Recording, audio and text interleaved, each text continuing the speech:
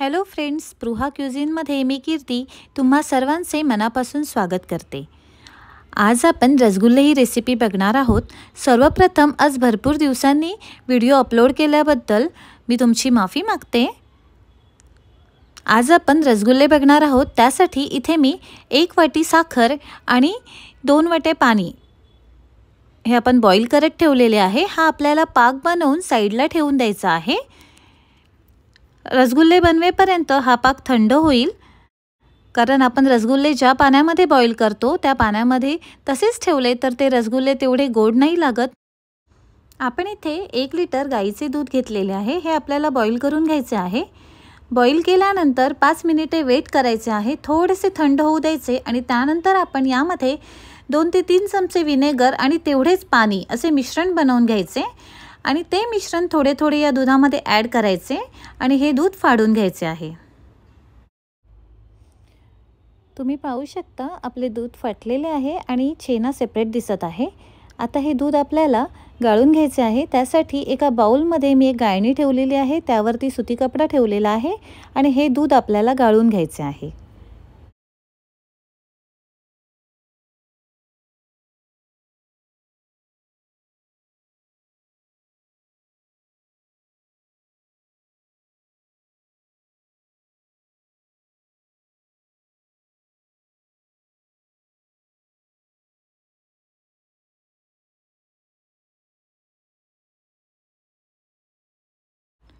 आता हा जो छेना आहे ना, हा आपण धुवून घ्यायचा आहे, कारण आपण दूध आहे ना ते विनेगर घालून फाडलेले आहे। मग विनेगर घातल्यामुळे या दुधाला आंबटपणा असतो, तो आंबटपणा निघून जाण्यासाठी आपण हा छेना पुन्हा एकदा थंड पाण्याने धुवून घ्यायचा आहे।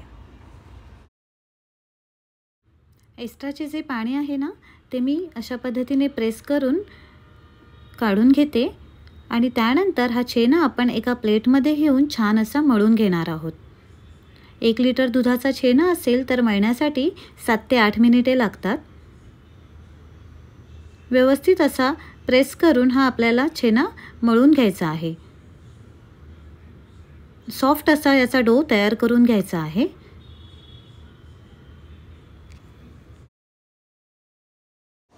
छेना मळून झाला की या छेन्याचे आपल्याला लहान लहान असे क्रॅक फ्री गोळे बनवून घ्यायचे आहेत।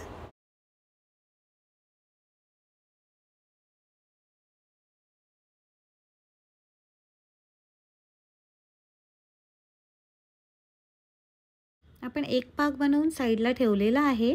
त्यानंतर रसगुल्ले बॉईल करण्यासाठी इथे मी 4 वाट्या पाणी घेतलेले आहे आणि त्याच वाटीने मेजर करून 1.5 वाटी इथे मी साखर घालणार आहे आणि हे मिश्रण आपण व्यवस्थित बॉईल होऊ द्यायचे आहे। इथे आपल्याला गॅसची फ्लेम हाय ठेवायची आहे।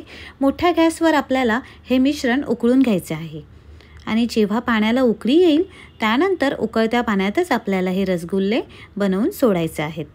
झाकण ठेवून 15 मिनिटे आपल्याला हे रसगुल्ले उकळून घ्यायचे आहेत। यामध्ये मी 2 वेलची सुद्धा ॲड करणार आहे।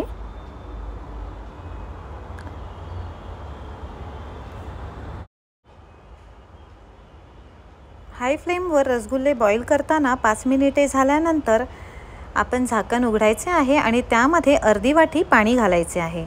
पाणी घातल्यामुळे हा पाक घट्ट होत नाही आणि रसगुल्ले छान उकळले जातात। आणि त्यानंतर पुन्हा 5 मिनिटांनी आपल्याला अर्धी वाटी पाणी घालायचे आहे। अशा पद्धतीने हे रसगुल्ले आपल्याला उकळून घ्यायचे आहेत। 15 मिनिटानंतर गॅस बंद करायचा आहे। आपले रसगुल्ले तयार आहेत।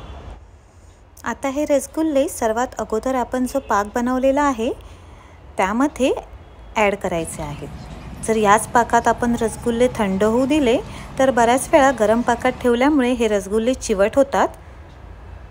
आता मी सर्व रसगुल्ले पहिल्या पाकात ॲड केलेले आहेत आणि वरून केशर घातलेले आहे। केशरसुद्धा ऑप्शनल आहे। तर तुम्हाला हा व्हिडिओ कसा वाटला हे मला कमेंट करून नक्की सांगा आणि जर व्हिडिओ आवडला असेल तर व्हिडिओला लाईक आणि शेअर नक्की करा। थँक्यू।